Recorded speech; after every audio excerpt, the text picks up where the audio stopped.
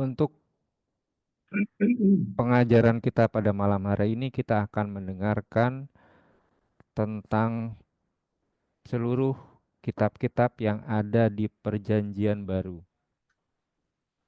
Pertemuan-pertemuan sebelumnya kita sudah melihat bagaimana Allah berinteraksi atau mengadakan perjanjian dengan umat Israel. Lalu bagaimana bentuk perjanjian Allah kepada kita umat manusia di Perjanjian Baru. Untuk mempersingkat waktu, kami persilakan Pak Seto. Apakah sudah hadir?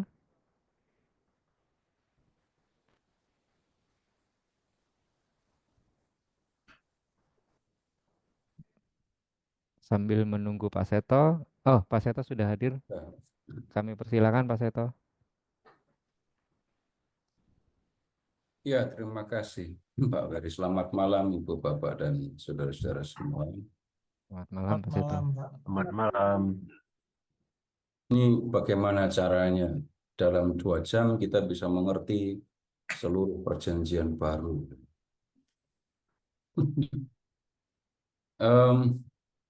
Ya, ada banyak hal yang sebenarnya kita sudah tahu tentang perjanjian baru ya. Tetapi em, saya ingin mengajak Bapak Ibu untuk melihat seluruh perjanjian baru itu sebagai satu rangkaian gitu ya. Sehingga kita mengetahui ya kedudukan kitab-kitab yang ada di dalam perjanjian baru itu. Nah, kemudian untuk memulainya Bapak Ibu kita perlu mengingat lagi ya, perlu mengingat lagi kitab-kitab yang ada dalam perjanjian baru. Seperti yang sudah kita lihat ada 27 kitab di perjanjian baru. Kemudian di bagian awal itu ada 4 Injil.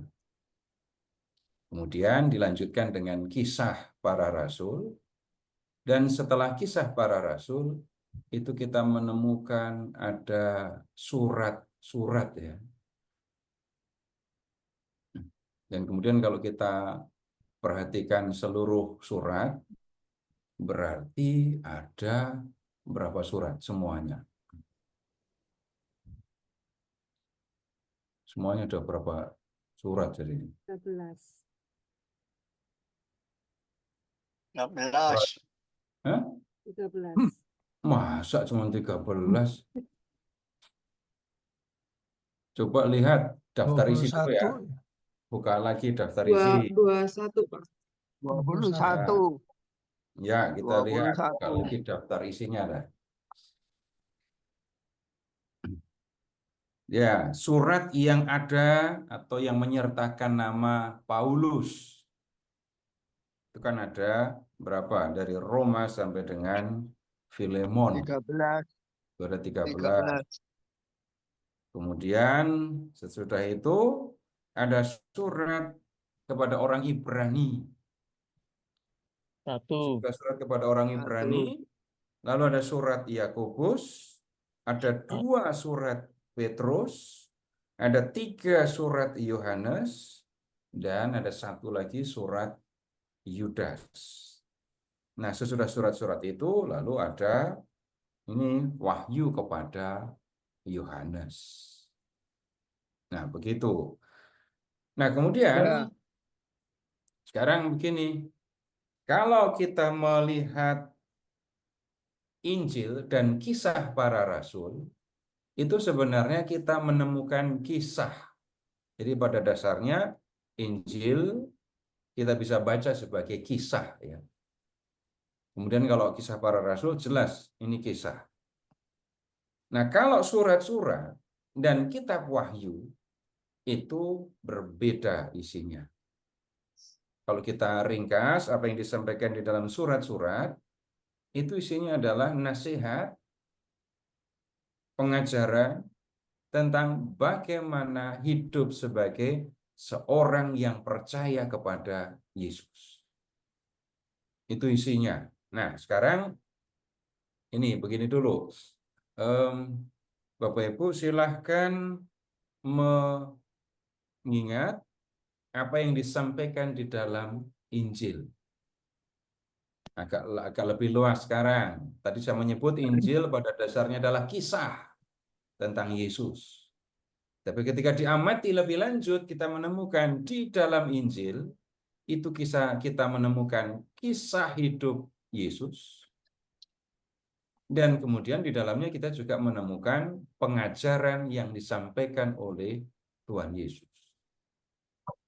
Nah, kalau kita berbicara tentang kisahnya, dari 4 Injil itu ada 2 kitab, 2 Injil ya, yaitu Matius dan Lukas, yang bercerita tentang masa kecil Yesus. Dari kelahiran sampai dengan Yesus remaja. Nah, ke-4 Injil bisa dikatakan mulai bersama ya, itu dalam peristiwa ini, tampilnya Yohanes Pembaptis. Nah, lebih lanjut, Yesus dibaptis oleh Yohanes. Setelah Yesus dibaptis oleh Yohanes, Yesus mengajar. Ya, mengajar. Sambil mengajar, Yesus membuat mukjizat. Mengajar, membuat mukjizat. Dan ada satu lagi yang dilakukan oleh Yesus. Apa itu? Mengampuni dosa. Nah, kemudian ketika Yesus menjelang akhir hidupnya, Yesus pergi ke Yerusalem. Dan di situ terlibat dalam konflik dengan para pemuka Yahudi. Dan konflik itu berujung pada kematian atau pembunuhan Yesus. Berakhir dengan pembunuhan Yesus. Tapi Yesus yang mati di kayu salib itu kemudian bangkit dari kematian, lalu memberi tugas kepada para rasul untuk memberitakan Injil. Sesudah itu Yesus balik pulang ke surga. Nah, untuk memperjelas apa yang dilakukan oleh Tuhan Yesus, Bapak Ibu tolong membuka dulu peta Palestina pada zaman Tuhan Yesus ya. Silahkan cari peta yang judulnya Palestina pada zaman Tuhan Yesus.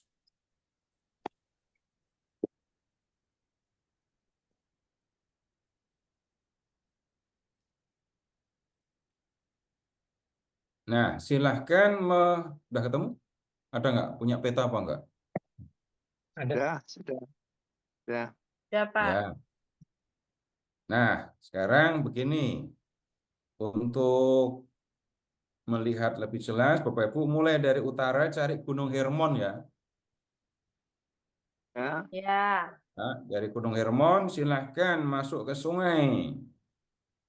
Cari Sungai Yordan. Sungai Yordan mengalir ke selatan, kemudian sampai di danau kecil, namanya Danau Hule. Di Alkitab Bapak Ibu jangan-jangan nggak ada namanya ya. Danaunya nama Danau Hule. Di Alkitab mungkin nggak ada. Kasih nama sendiri. HuleH. Itu nama danaunya. HuleH. HuleH.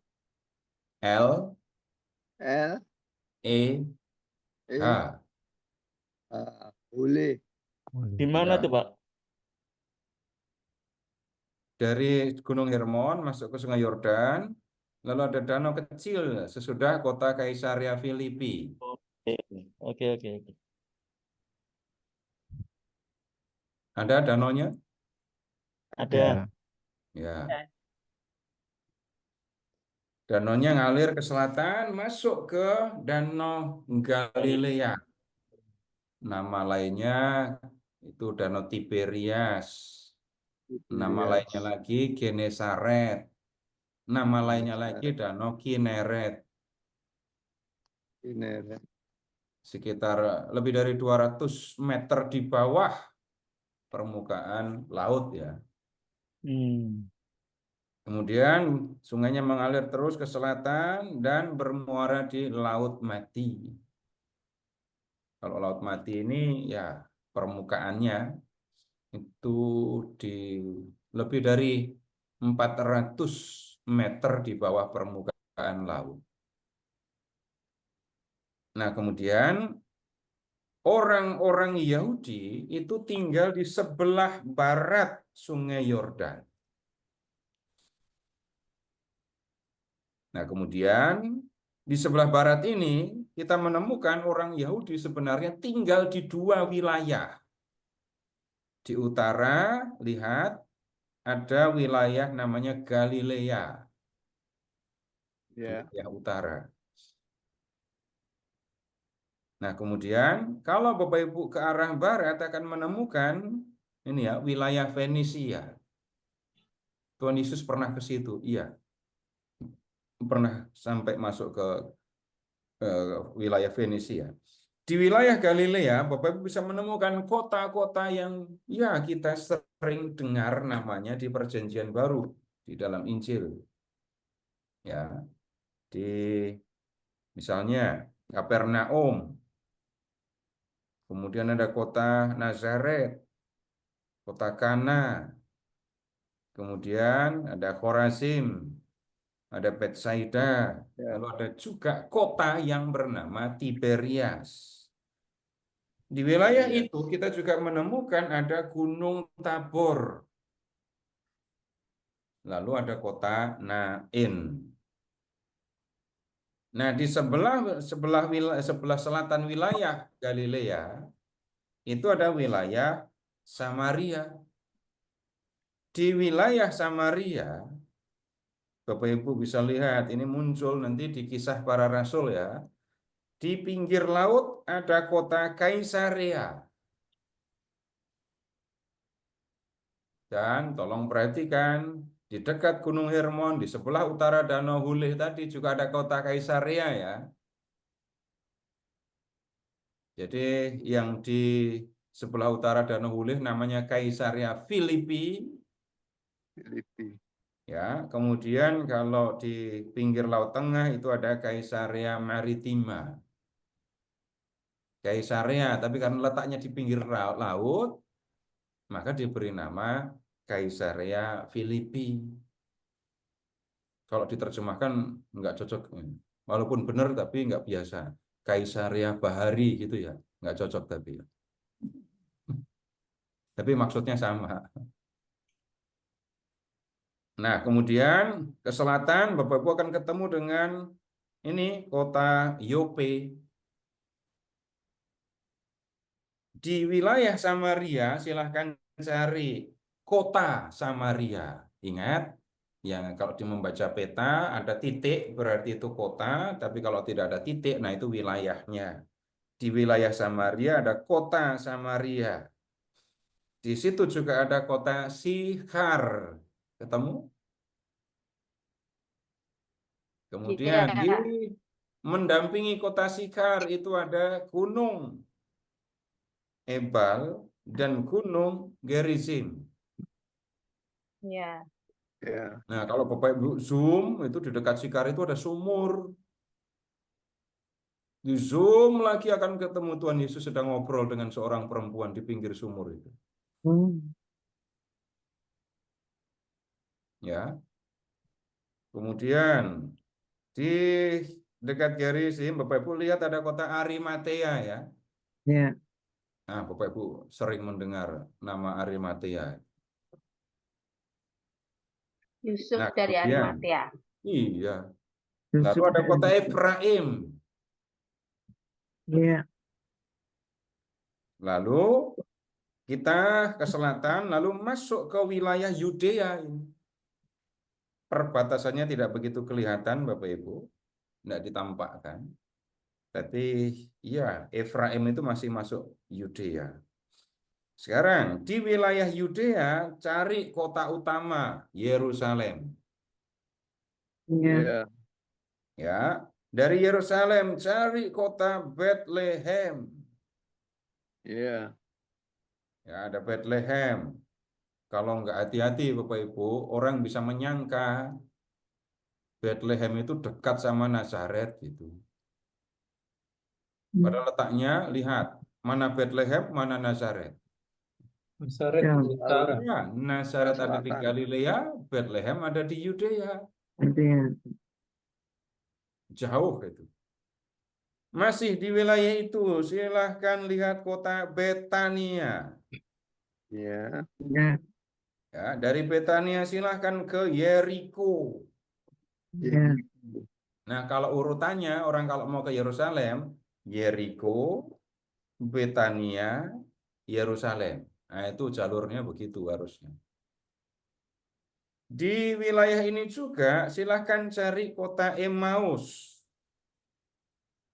Ya. Ya, Artinya. ini kota-kota ya bisa dikatakan akrab di telinga kita. Lalu ada kota yang muncul di kisah para rasul. Bapak Ibu lihat ke pantai dan cari kota Gaza. Gaza ya. Ya. Ya. Nah, ini Bapak Ibu wilayah yang kita perlu ingat kalau membaca Injil dan kisah para rasul. Belum selesai kisah para rasul, masih panjang ceritanya. Nah, orang Yahudi itu tinggal di dua wilayah. Yang pertama wilayah Yudea, yang kedua wilayah Galilea. Iya.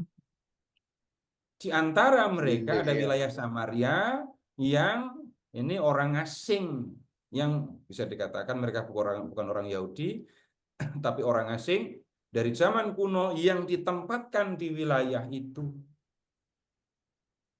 Nah, kemudian sekarang begini, selama Tuhan Yesus berkarya, Bapak Ibu, Tuhan Yesus itu berkaryanya di wilayah Galilea. Berkarya, mengajar, membuat mukjizat, itu bagian besar dilakukan di wilayah Galilea ini. Kemudian saya bicara tentang Matius, Markus, dan Lukas. Yohanes kita tinggalkan dulu ya. Setelah sekian lama mengajar di Galilea, kemudian Yesus mengadakan perjalanan ke Yerusalem. Mengadakan perjalanan ke Yerusalem. Kalau kita membaca ketiga Injil tadi, Matius, Markus, dan Lukas, ke Yerusalem itu untuk apa? Untuk Paskahan. Tapi justru pada waktu itulah Yesus terlibat konflik dengan para pemuka Yahudi yang kemudian membuat Yesus dibunuh. Jadi Yesus datang ke Yerusalem untuk Paskahan, mengajar, terlibat dalam konflik dengan pemuka Yahudi, lalu Yesus dibunuh di kayu salib, sesudah itu dikuburkan, bangkit, dan kemudian naik ke surga. Ini yang terjadi pada Yesus. Jadi singkatnya itu ceritanya begitu. Yesus menghabiskan banyak waktu di Galilea untuk mengajar. Yesus sampai ke Kaisarea Filipi tadi, nyampe. Yesus sampai ke wilayah Tirus. Iya, ingat Bapak Ibu ketika Yesus menyembuhkan anak perempuan orang Siro Fenisia kan. Itu ada di Venesia, berarti Yesus ada di luar negeri itu. Ya. Nah, kemudian perjalanan ke Yerusalem. Dan kalau membaca Injil Lukas, perjalanannya diceritakan panjang lebar. Tapi kalau di Matius dan Markus, nggak diceritakan perjalanannya. Nah, kemudian sengsara, wafat, kebangkitan Yesus, itu terjadinya di Yudea. Itu ya. Nanti sekali waktu ada peristiwa ketika sesudah bangkit, Yesus menampakkan diri di Galilea ada. Tapi garis besar berkarya di Galilea, lalu mengalami penderitaan, kematian, dan kebangkitan di Yudea. Iya. Nah, kemudian sekarang Bapak Ibu silahkan cari ini peta perjalanan Rasul Paulus. Cari peta yang judulnya Perjalanan Rasul Paulus.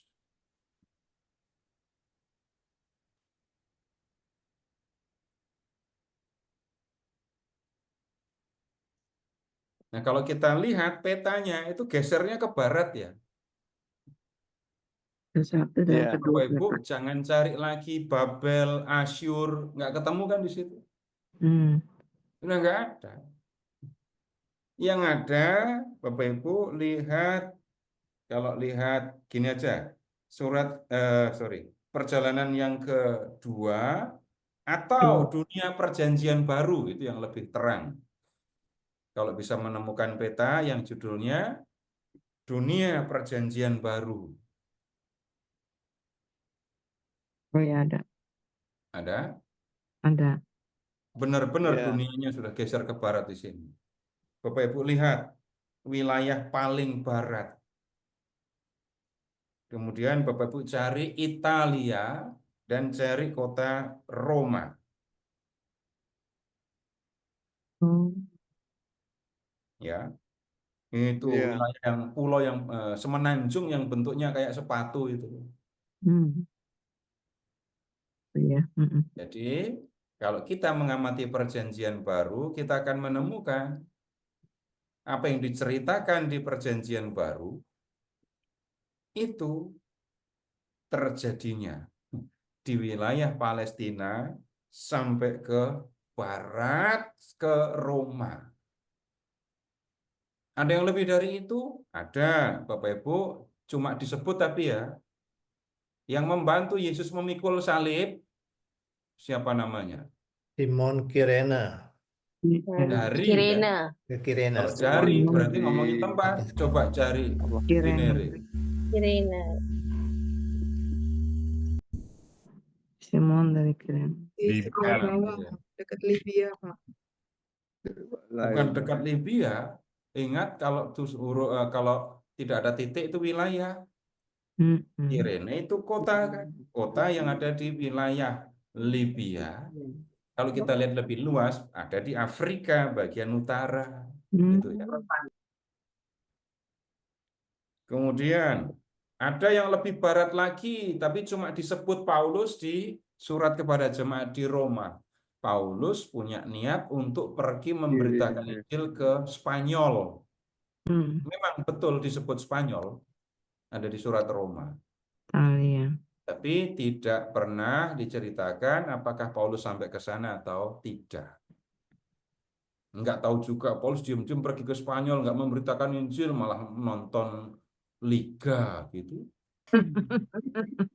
Menang 4-0.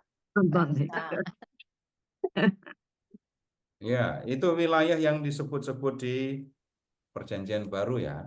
Baik, sekarang kita akan lihat lebih rinci tentang apa yang dilakukan oleh Tuhan Yesus ya. Bapak Ibu sekarang silahkan ke ini, mengingat aja lah. Bapak Ibu udah pengetahuan banyak tentang Injil kok. Pakai pengetahuan umum saja. Ketika Tuhan Yesus mengajar, ya, hal utama apa yang diajarkan oleh Tuhan Yesus? Atau apa yang pertama kali diajarkan oleh Tuhan Yesus? Kalau enggak yakin, boleh periksa Injil Markus atau Injil Matius. Mau yang mana dulu? Mau Markus atau Matius? Matius. Matius. Oke. Silahkan mulai dari bab 3 ya. Ya. Matius bab 3.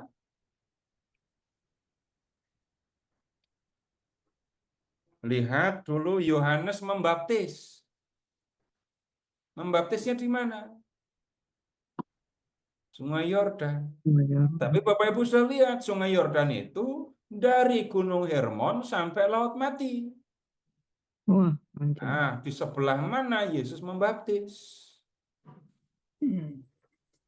Nah, ingat tadi kota Yeriko? Nah, Bapak Ibu bisa mengingatnya begini. Yeriko ke arah timur ketemu Sungai Yordan kan? Nah, di sebelah timur, di bagian timur Sungai Yordan, di seberang Sungai Yordan, sebelah timur, yang kira-kira lurus dengan Yeriko, nah disitulah Yesus dibaptis. Hmm. Ada situsnya, tapi kayaknya inilah perjalanannya terlalu jauh untuk mengunjungi tempat itu. Jadi ada situs tempat Yesus dibaptis, di situ dibuat gereja, ya, gereja ortodoks di situ. Nah, kemudian sekarang Bapak Ibu lihat ayat 13, bab 3 ayat 13. Yesus datang dari Galilea ke Yordan. Datang dari Galilea. Kemudian Yesus dibaptis. Lalu lihat bab 4 ayat 1, Yesus dibawa ke padang gurun. Gurun mana? Nah, gurunnya ini gurun Yudea, Oh. yang nggak jauh dari Yeriko lah. Bapak Ibu kalau mau pergi ke sana sudah gampang sekarang. Karena sebelum-sebelumnya atau biasanya kalau orang pergi ziarah ke Israel, itu orang hanya melihat dari jauh itu bukit tempat Yesus dicobai gitu ya. Tapi kemudian ya sebenarnya ada kabel kar untuk naik ke sana. Dan ya saya pernah naik ke situ, pernah naik. Naik. Kalau biasanya orang hanya ditunjukin itu tempat Yesus dicobai gitu kan. Tapi kemudian ya masih tahun ini bulan April Mei itu saya naik, nggak usah repot-repot, ada kabel kar untuk naik kok. Jadi bisa melihat pemandangan dari jauh, ya luas lah. Yang tampak dari bukit itu baru setengah bukit, belum sampai puncak bukit. Nah, kemudian di situ ada biara, ada pertapaan, ada biara ortodoks di situ. Kemudian setelah dicobai, Bapak Ibu lihat ke ayat 12. Ayat 12 ya. 4:12. Waktu Yesus mendengar bahwa Yohanes telah ditangkap, menyingkirlah ia ke Galilea. Yesus balik ke Galilea. Jadi dari Galilea ke selatan untuk dibaptis dan menghadapi pencobaan iblis. Sesudah itu Yesus balik ke Galilea. Lalu lihat ke ayat 17. Sejak waktu itulah Yesus memberitakan, bertobatlah sebab kerajaan surga sudah dekat. Itu Yesus memberitakan kerajaan surga sudah dekat. Nah, hal yang menjadi penting dalam pemberitaan Yesus itu adalah datangnya kerajaan surga. Kalau di Injil Matius dipakai istilah kerajaan surga. Tapi kalau di Injil lain dipakai kerajaan Allah. Kenapa kok berbeda? Rupanya latar belakang Matius sebagai orang Yahudi mempengaruhi, tidak gampang untuk menyebut kata Allah gitu ya. Jadi hal yang biasa untuk orang Yahudi mengganti Allah itu dengan surga. Allah melihat, jadinya surga melihat gitu. Kalau dalam bahasa Indonesia kita juga punya model seperti itu. Yang dimaksudkan itu adalah presiden. Tapi seringkali dalam berita yang muncul adalah pihak istana gitu kan. Nah, kemudian begini, mengapa Yesus bicara tentang kerajaan? Hal yang penting soal kerajaan, kenapa Yesus pakai istilah kerajaan? Nah, ini Bapak Ibu, tidak ada penjelasan selain mengingat sambungannya, kaitannya, kelanjutannya dengan perjanjian lama. Maksudnya begini, Bapak Ibu sekarang tolong membuka kitab ini 2 Samuel bab 7. 2 Samuel bab 7.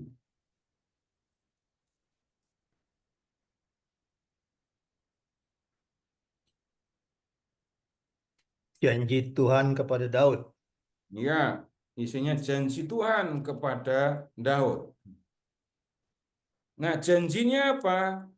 Silahkan lihat ke ayat 16.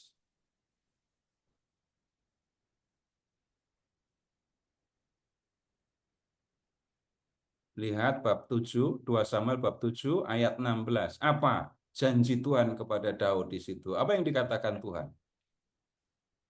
Keluarga dan kerajaanmu kokoh untuk selama-lamanya. Dan Udah selesai? tahtamu akan kokoh untuk selama-lamanya. Perhatikan ada kerajaan, keluarga, dan tahta.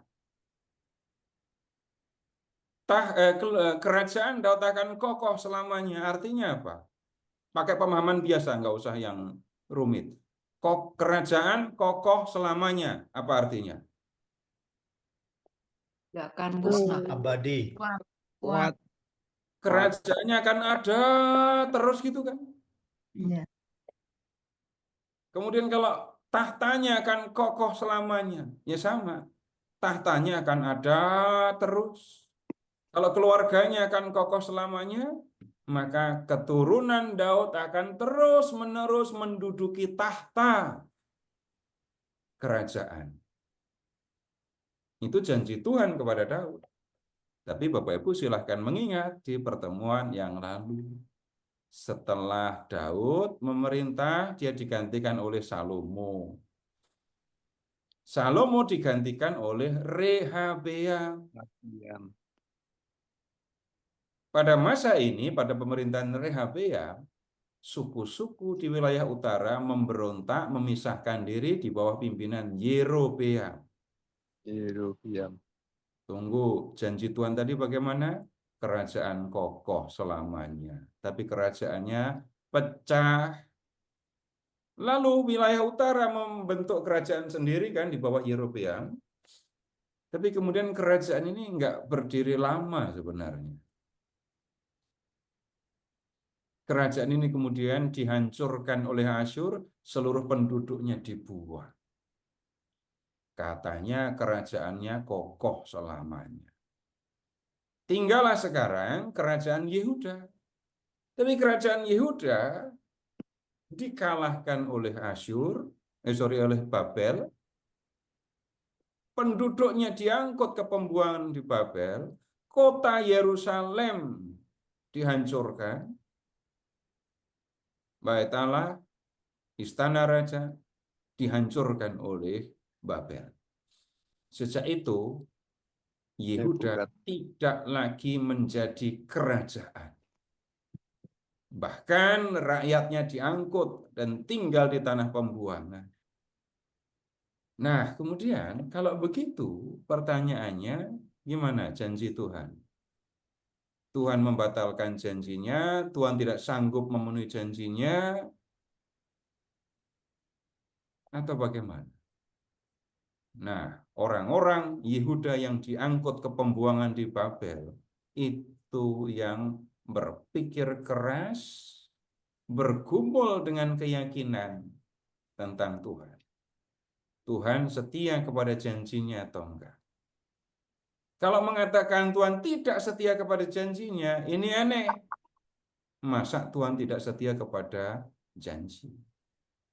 Tapi kalau mengatakan Tuhan setia kepada janji, kenapa kita ada di pembuangan? Kenapa kerajaan kita hancur? Nah, sesudah itu, orang-orang Yahudi sampai pada keyakinan, suatu saat nanti, Tuhan akan mendirikan kembali kerajaan Daud yang sudah roboh. Tuhan nggak mungkin mengingkari janjinya. Kerajaan Daud akan kokoh selamanya. Iya, nyatanya kerajaan Daud roboh. Tuhan nggak mungkin mengingkari janji, maka mereka percaya suatu saat nanti Tuhan akan mendirikan kembali kerajaan Daud yang sudah runtuh. Nah, kerajaan Daud yang akan didirikan kembali oleh Allah, itulah yang untuk pertama kalinya disebut sebagai Malkut Yahweh, kerajaan Yahweh, kerajaan Allah. Tentang hal ini, Bapak Ibu, kita bisa melihat apa yang dinubuatkan oleh Nabi Amos. Bapak Ibu tolong membuka kitab Amos ya. Bab 9.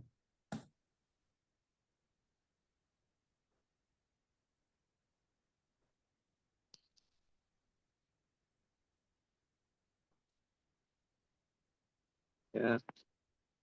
Lihat ke ayat 11. Ini dengan bahasa kiasan, Amos mengatakan, pada hari itu aku akan mendirikan kembali pondok Daud yang telah roboh. Aku akan menutup pecahan dindingnya dan akan mendirikan kembali reruntuhannya. Aku akan membangunnya kembali seperti di zaman dahulu kala. Jadi suatu saat nanti Tuhan akan mendirikan pondok Daud yang telah roboh. Ini kiasan untuk menyebut kerajaan Daud. Ya, tapi kemudian kalau kerajaan Daud didirikan, ingat keturunan Daud akan menjadi raja karena Tuhan sudah janji. Keturunanmu, keluargamu akan kokoh selamanya tadi lu.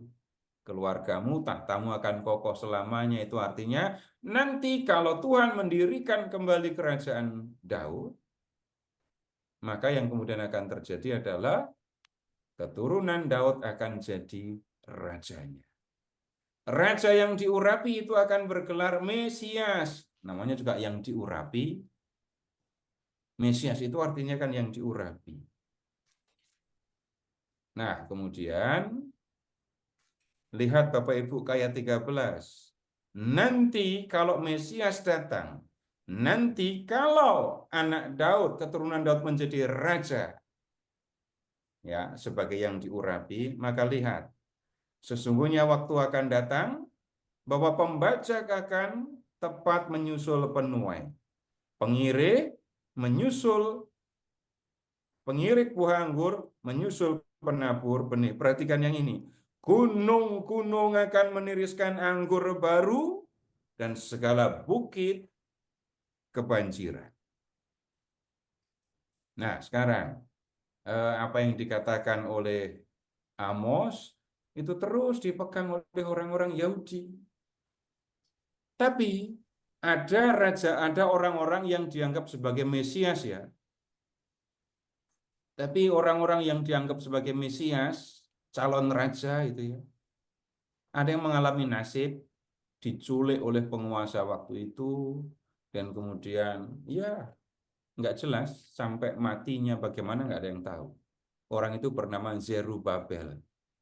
Jadi sesudah orang Yahudi pulang dari pembuangan Babel, mereka nggak punya raja lagi dan nggak ada kerajaan lagi. Jadi setelah pulang dari pembuangan Babel, di zaman Esra dan Nehemia itu, mereka sudah nggak punya raja lagi. Tapi mereka percaya ada keturunan Daud namanya Zerubabel. Orang ini pasti Mesias. Kitab atau Nabi Zakaria itu mengatakan ini Mesias. Gitu. Tapi kemudian orang ini diculik, hilang, nggak pernah pulang, sampai sekarang nggak balik itu orang.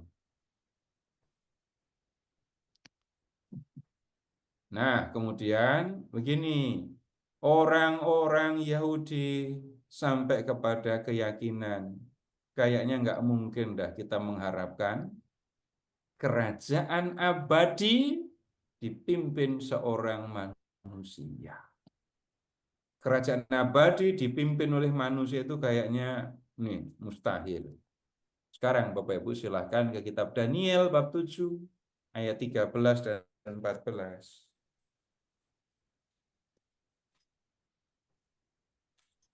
Daniel 7, 13, 14.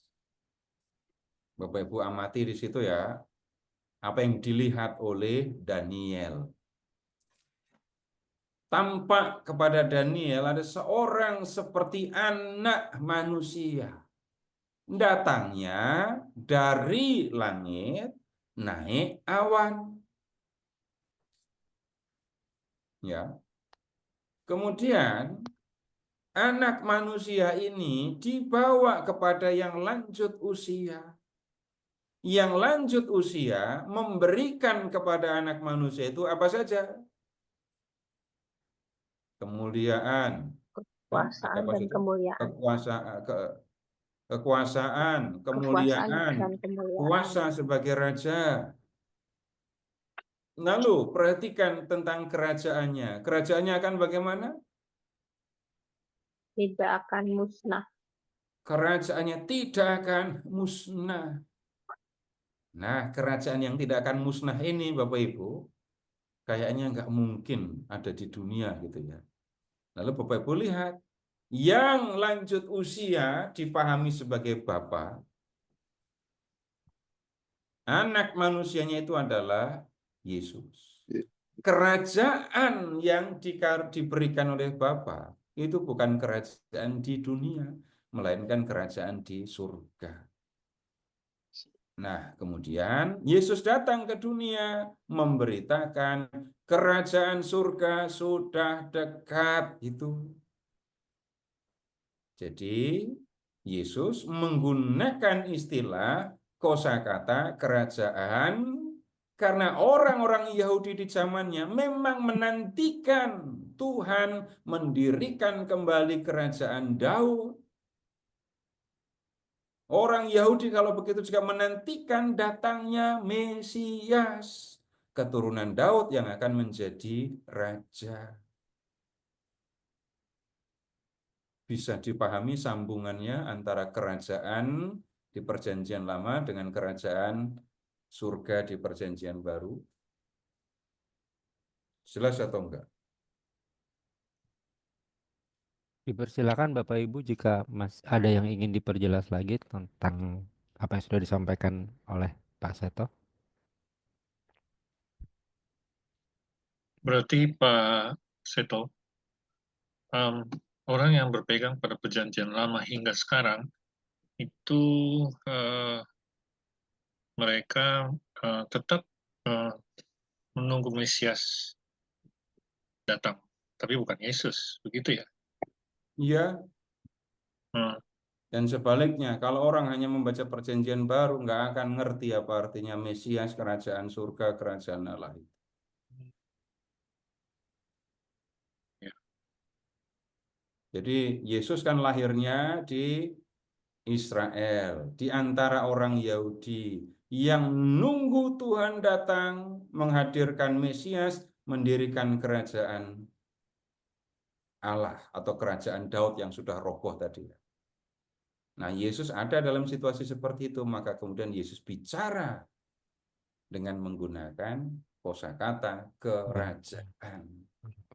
Nanti di teks yang lain, misalnya kalau di Injil Yohanes, kerajaan itu apa? Itu sebenarnya istilah kiasan untuk menjelaskan kehidupan kekal atau kehidupan bersama Allah. Begitu, Pak. Ya. Ya. Terima kasih. Pak Seto, yang Amos 9 ayat 11 tadi disebutkan pada hari itu maksudnya pada hari kedatangan Yesus ya Pak Seto. Kedatangan Nggak usah kembali. ngomong Yesus dulu. Kita nggak nemu Yesus di situ. Kedatangan yang kerajaan Allah tadi. Ya, suatu saat Tuhan akan datang untuk mendirikan kembali kerajaan. Nah, jadi kapan? Ya, Amos tidak memberi keterangan. Pokoknya tunggu saja. Ya, makasih Pak. Ya, Pak Seto, tolong tanya bagaimana dengan pengertian yang kita baca di katekismus, karena di katekismus kan kerajaan Allah itu dijabarkan dalam beberapa arti gitu ya. Atau memang itu skup yang berbeda ya, Pak Seto? kalau sudah masuk katekismus, itu sudah pengajaran yang jauh lebih maju. Yang kita temukan, yang saya ajak Bapak Ibu untuk lihat, justru awalnya bagaimana. Ini yang nggak pernah diomongkan justru awalnya. Belum Ya, lagi Pak. ketika ngomongnya sudah lebih spiritualis, lalu mengatakan niat untuk memperluas kerajaan Allah di dunia. Bingung lagi nanti. Tapi Ya, makasih, saya Pak. ajak Bapak Ibu justru melihat asal usulnya, awalnya bagaimana. Nah, begini. Ya, sudah? Pak Seto mau tanya, Pak. Iya, silahkan. Eh, tadi kayak yang dikatakan Pak Seto tadi bahwa orang Yahudi itu bergumul bahwa akhirnya kerajaan Allah itu bukan sesuatu yang ada di dunia, Bu. Yang kekal itu karena ada yang tadi itu Zerubabel yang diculik tadi itu, Pak. Akhirnya ada apa ya? Ada keyakinan bahwa kalau kerajaan itu bukan kerajaannya kekal itu bukan dari yang di sini itu loh, Pak. Yang apa yang seperti tadi itu. Nah, kemudian lalu muncullah Yesus untuk mewartakan kerajaan Allah dan sebagai Mesias gitu. Lalu mereka kok tidak percaya dengan hal seperti itu? Apakah hal itu tidak sesuai dengan kriteria yang masuk dalam orang-orang Yahudi pada saat itu, Pak? Atau kriteria seperti apa sih yang pada saat orang Yahudi itu inginkan yang dimaksud dengan Mesias dan kerajaan Allah yang karena mereka tidak mengakui Yesus seperti itu, Pak. Terima kasih, Pak.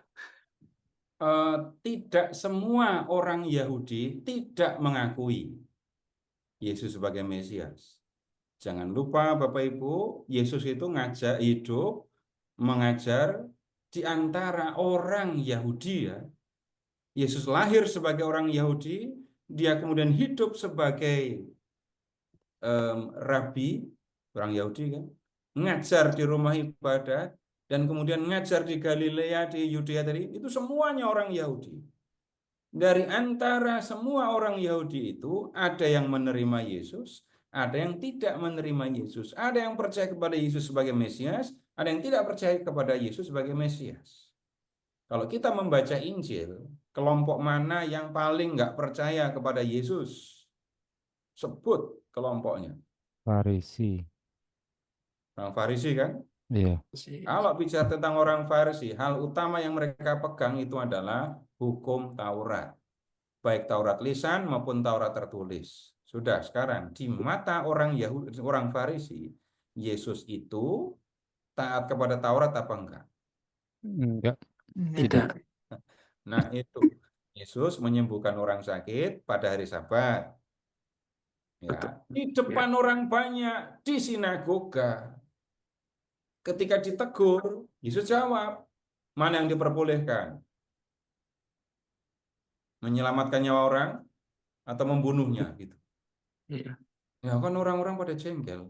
Nah, orang Farisi tidak bisa menerima Yesus sebagai Mesias karena ini melanggar hukum Taurat di hadapan orang banyak.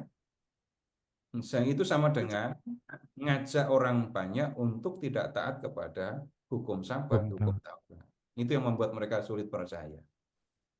Kemudian orang Saduki, ya, orang Saduki. Kalau Bapak Ibu membaca kisah para rasul bab 23, orang Saduki itu tidak percaya akan kebangkitan badan dan kehidupan kekal.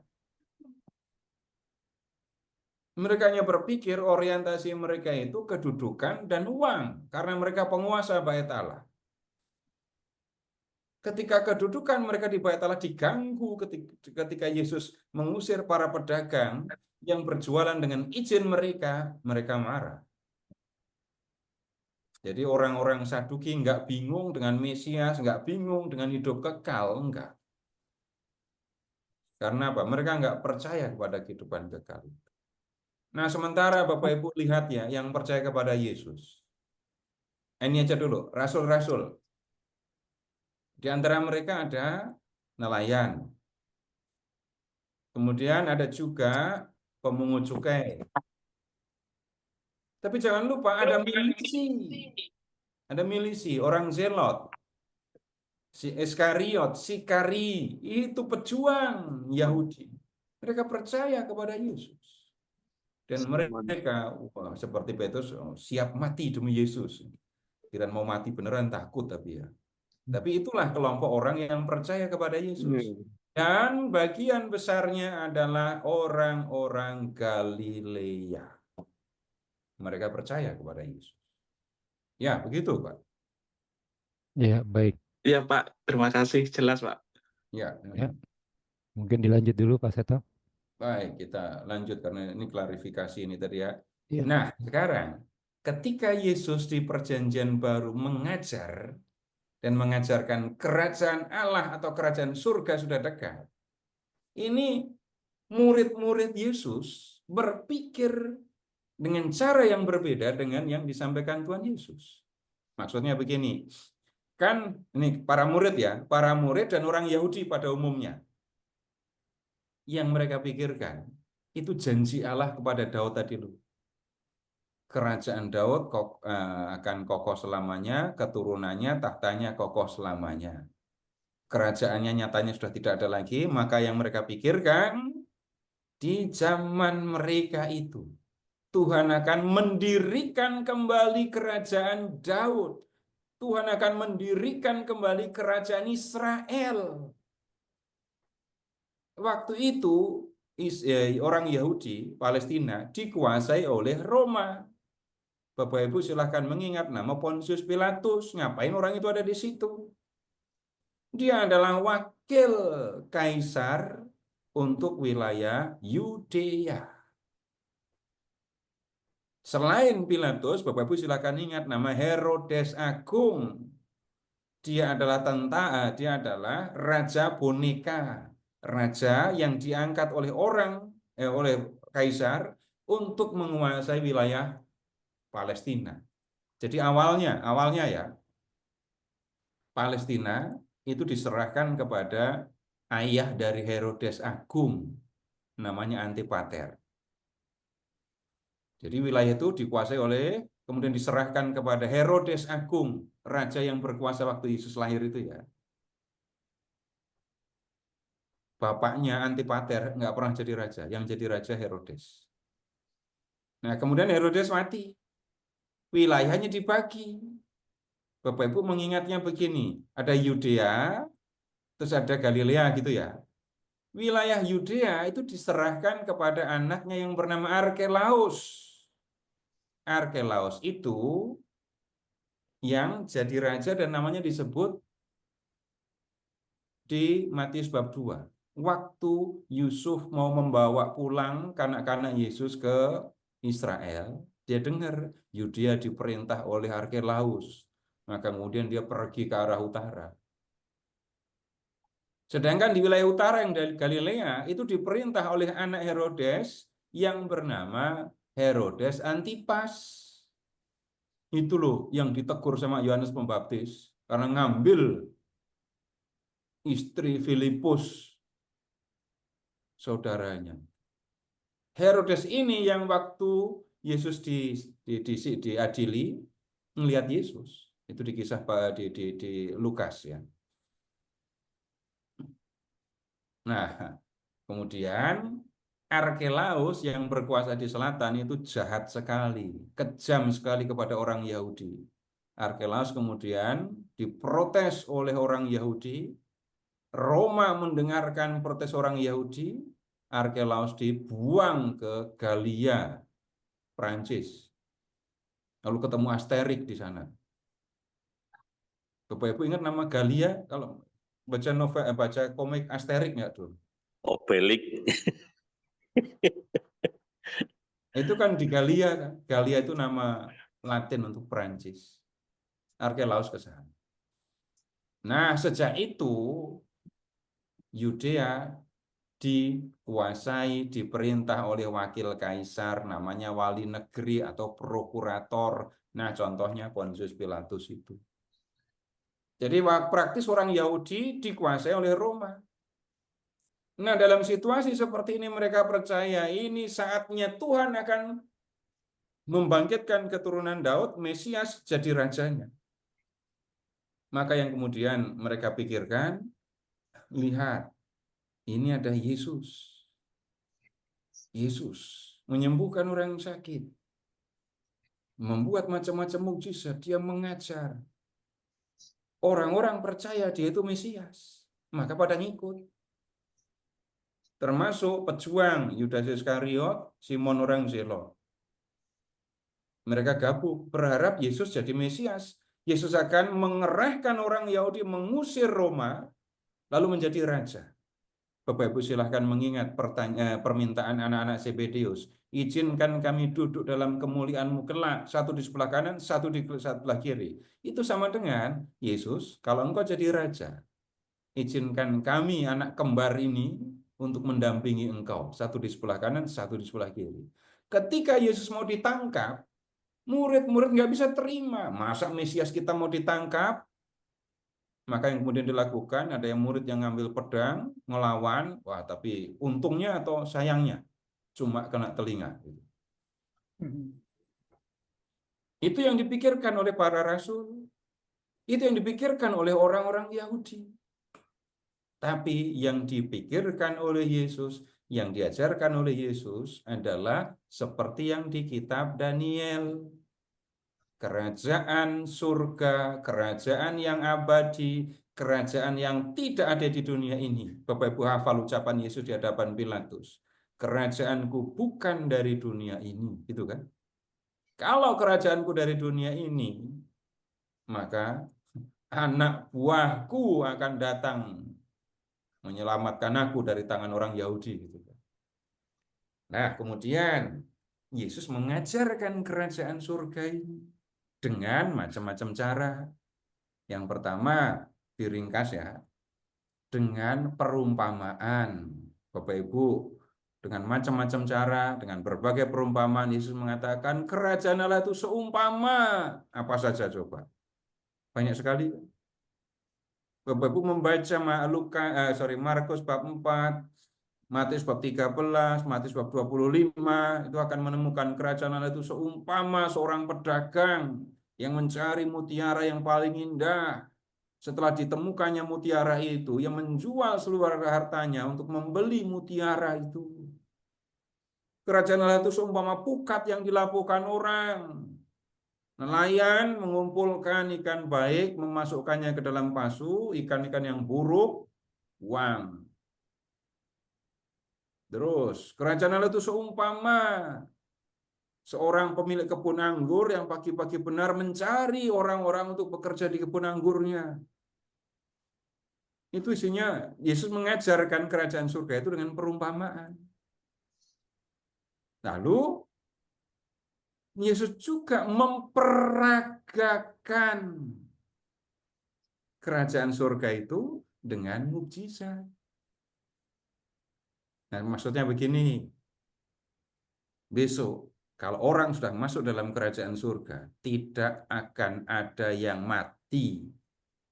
Lihat perumpamaannya, Yesus membangkitkan orang mati. Di dalam kerajaan surga nanti nggak ada yang menderita. Lihat mukjizatnya, Yesus menyembuhkan orang sakit. Yesus datang membawa kuasa kerajaan surga. Dia sudah mengalahkan kerajaan iblis yang menguasai manusia. Ia datang untuk membebaskan manusia dari kekuasaan setan, untuk membawa mereka masuk dalam kerajaan surga. Perhatikan mukjizat Yesus yang mengusir roh-roh jahat itu. Udah, kalau sudah ada di dalam surga, nggak akan ada lagi yang kekurangan. Semua akan berkecukupan, sejahtera, nyaman. Ingat, Yesus yang menggandakan roti. Nah, itu Yesus mengajarkan kerajaan surga dengan cara seperti itu. Tapi kemudian, begini, bagaimana orang bisa masuk dalam kerajaan surga? Cara yang ditunjukkan oleh Yesus adalah sederhana. Percaya kepada Yesus, gitu. Percaya kepada Yesus, ikuti Yesus. Maka kamu akan masuk dalam kerajaan surga, kamu akan memerintah bersama Yesus. Itu Matius bab 19. Nah, kemudian kita lihat pada akhir hidupnya, seperti ya kita sudah hafal dengan kisahnya, Yesus mengusir para pedagang di Bait Allah.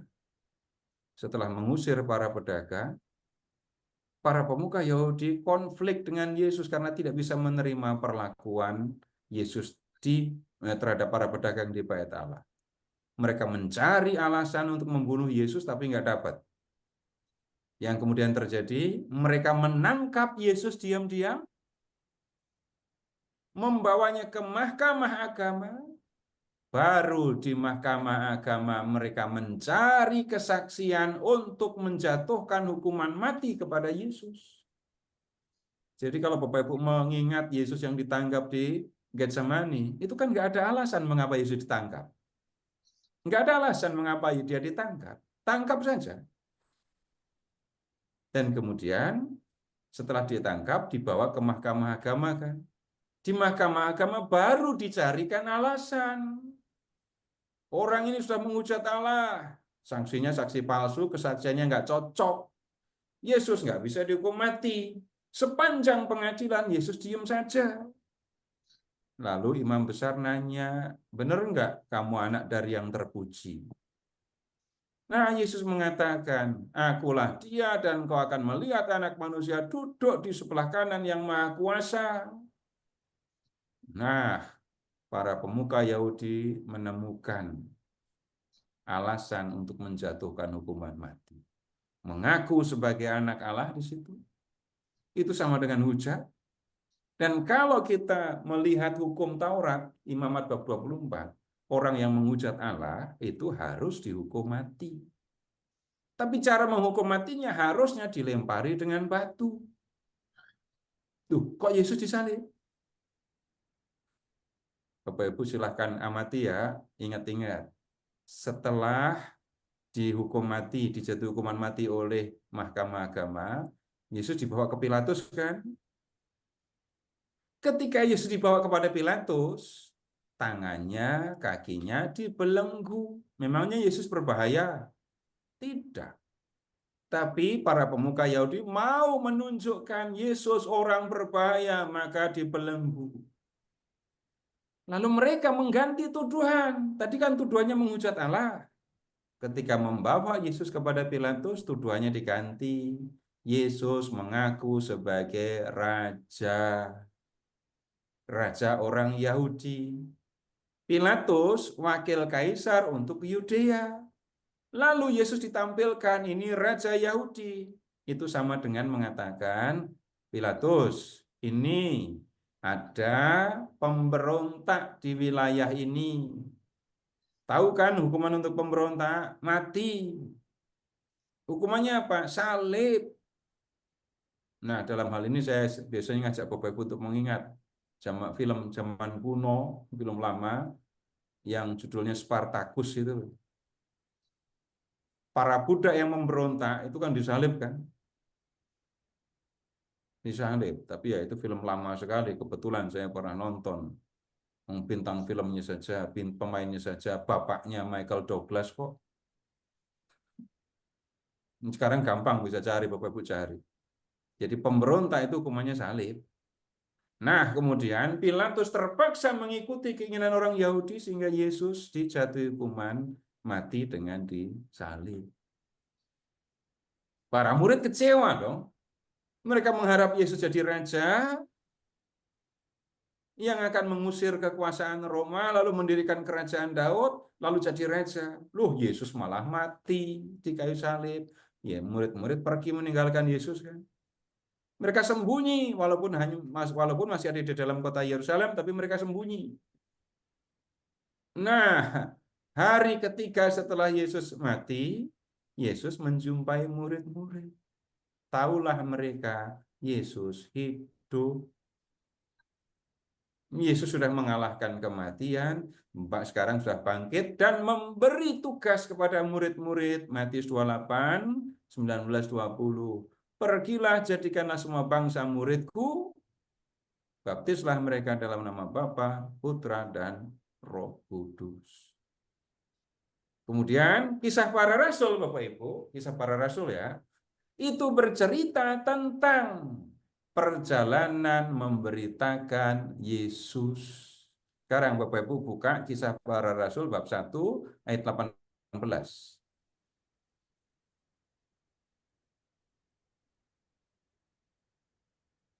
Kisah Para Rasul bab 1 ayat 18. Apa yang dikatakan di situ?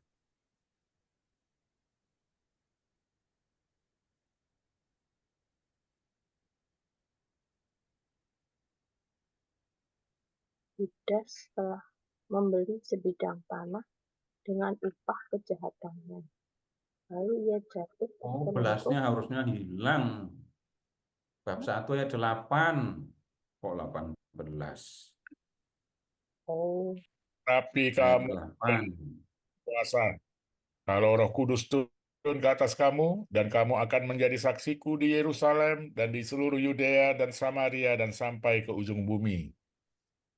Perhatikan Bapak Ibu, para murid, para rasul diberi tugas oleh Yesus untuk apa? Menjadi saksi.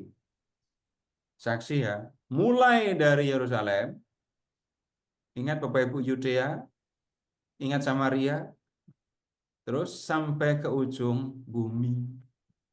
Ujungnya itu di mana? Bapak Ibu ingat Roma tadi ya? Nah, itu ujungnya. Yang dipandang sebagai pusat dunia zaman itu, ya Roma ini. Jadi para murid kemudian pergi memberitakan Yesus, mulai dari Yudea, Yerusalem ya, sesudah Pentakosta itu, Roh Kudus turun atas para rasul, ya. Kemudian para rasul memberitakan Yesus di Yerusalem, lalu ketemu berapa orang yang dibaptis? Berapa orang dibaptis itu? Bab 2 ayat 41.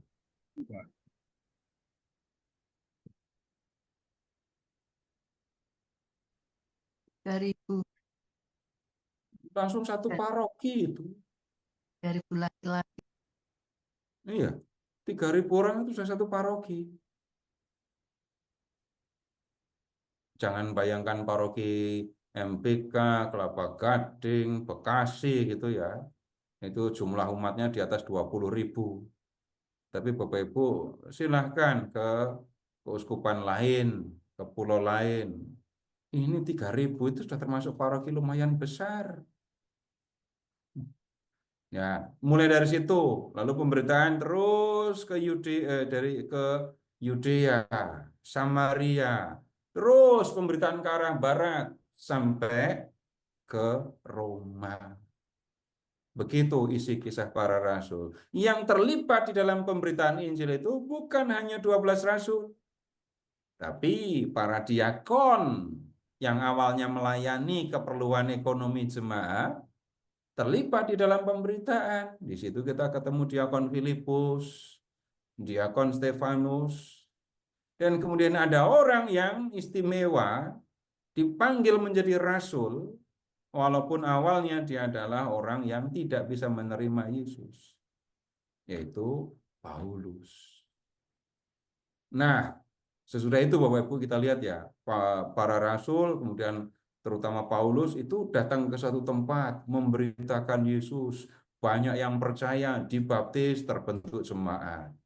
Pergi ke tempat lain lagi memberitakan Yesus, banyak yang percaya, dibaptis, terbentuk jemaat. Para rasul mendampingi mereka, mendampingi jemaat-jemaat yang mereka dirikan. Dalam perjalanan waktu, mereka harus menghadapi berbagai macam masalah. Sebelum lanjut, silahkan. Kalau ada yang disampaikan, silahkan Pak Ferry. Iya, baik. Terima kasih Pak Seto. Bapak Ibu,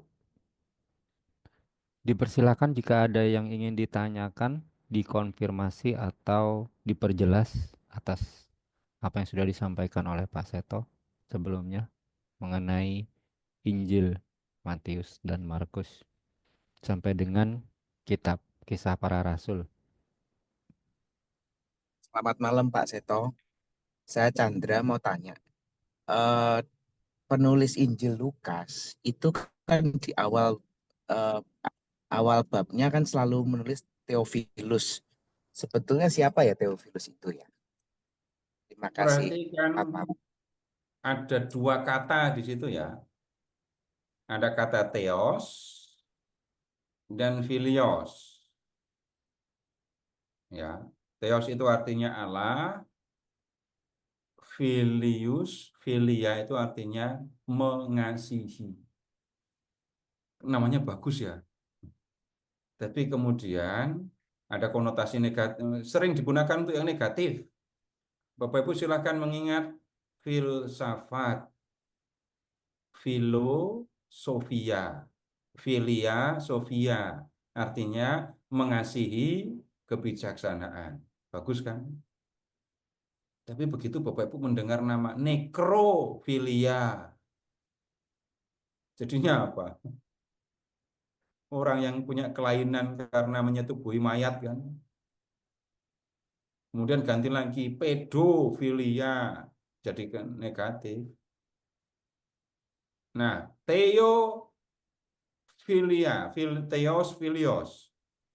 Theos Allah, filios mengasihi. Jadi kata Theophilus itu artinya yang mengasihi Allah. Itu arti kata dulu ya. Nah, kalau kita melihat Lukas bab 1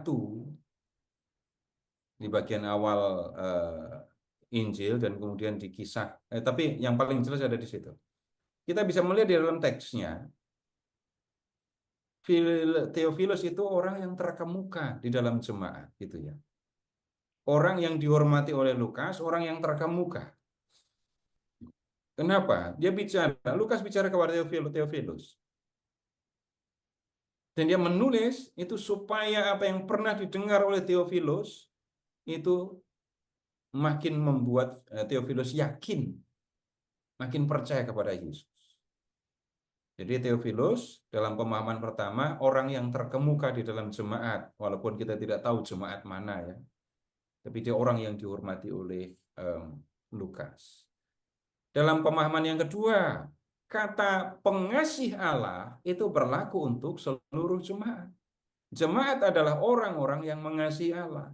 Itu artinya kalau begitu Injil Lukas ditulis untuk ya jemaat supaya mereka makin teguh percaya kepada Yesus. Begitu, Pak. Jangan pilih satu ya, pilih dua-duanya jawabannya. Terima Ya, kasih Pak Seto. Ya. baik. Selanjutnya Bapak Ibu silakan. Jika ada yang ingin ditanyakan, dikonfirmasi.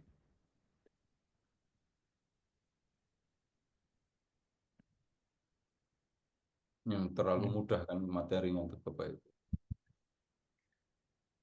Tapi kita sudah melihat ya isi Injil dan kisah para rasul ya begitu isinya. Mungkin dari saya Pak Seto. Oh iya. Tadi dikatakan bahwa Yesus berkarya berawalnya dari Galilea lalu ke Yerusalem untuk merayakan Paskah. Itu memang tujuannya hanya untuk merayakan Paskah lalu kemudian bibit-bibit konflik yang tadinya sudah berawal dari Galilea sepanjang perjalanan sehingga memuncak di Yerusalem begitu ya Pak Seto. Maksudnya ataukah mungkin ada makna lain atau rencana lain kenapa harus di Yerusalem? Ya, kalau yang jawab Lukas gitu ya. Bapak Ibu amati Injil Lukas ya. Injil Lukas itu dimulai di Yerusalem kan. Itu Romo Zakarias kan sedang mempersembahkan korban ukupan kan. Iya. Kemudian bagian akhir dari Injil Lukas, Bapak Ibu geser sedikit ke kisah para rasul akan ketemu. Setelah Yesus naik ke surga, para rasul masih tinggal di Yerusalem. Pemberitaan Injil mulai dari Yerusalem. Berikutnya, Bapak Ibu juga bisa lihat ini loh. Kalau membandingkan pencobaan Yesus di padang gurun. Sekarang, jawab dengan yang Bapak Ibu ingat. Jawab dengan yang ada di ingatan Bapak Ibu. Urutan pencobaan di padang gurun. Pencobaan yang pertama, di gurun Yesus digoda untuk menyuruh batu jadi roti. Pencobaan yang kedua apa? Dibawa ke bait Allah, hubungan bait Allah. Menjatuhkan diri. Dibawa ke hubungan bait Allah. Terus diminta jatuhkan dirimu. Itu kan? Yang ketiga, Ditunjukkan kerajaan dunia. iya, dibawa ke atas gunung yang tinggi lalu ditunjukkan kerajaan-kerajaan dunia. Coba Bapak Ibu baca yang Injil Lukas. Kayak gitu apa enggak urutannya? Coba lihat di Lukas bab 4. Urutannya sama seperti yang Bapak Ibu ingat apa enggak? Lukas bab 4.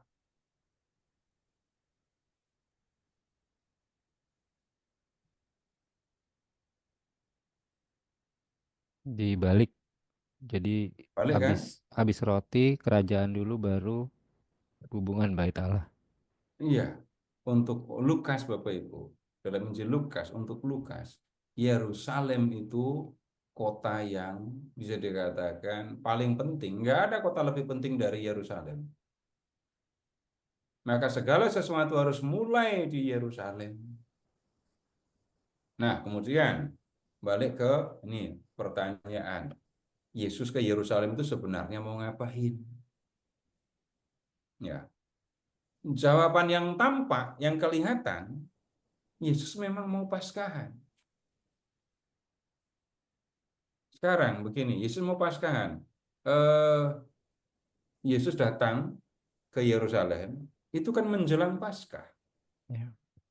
Dan tidak pas, jadi Paskahannya itu bukan hanya pas misa Paskah gitu ya, tapi ada hari-hari, ada rangkaian kegiatan, dan orang berbondong-bondong dari segala penjuru datang untuk merayakan Paskah. Jadi momennya memang yang paling penting adalah penyembelihan. Ini anak domba dan makan bersama untuk mengenangkan pembebasan dari Mesir. Ya, Yesus memang merayakan Paskah itu.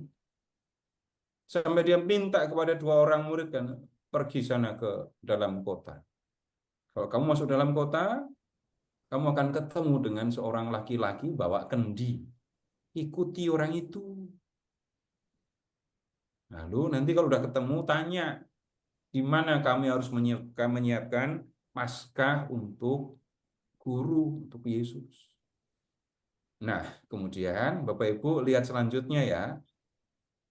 Paskah itu kan menunya daging anak domba bakar, roti tidak beragi, sayur pahit. Ini orang Yahudi, jadi minumnya wine. Setelah Paskahan, Yesus ngambil roti dan mengatakan, ini tubuhku. Rotinya roti apa? Roti tidak beragi, roti jamuan Paskah yang belum dimakan. Yesus ngambil anggur. Anggurnya anggur apa? Anggur Paskah yang belum diminum. Dan mengatakan, ini tubuhku yang diserahkan bagimu.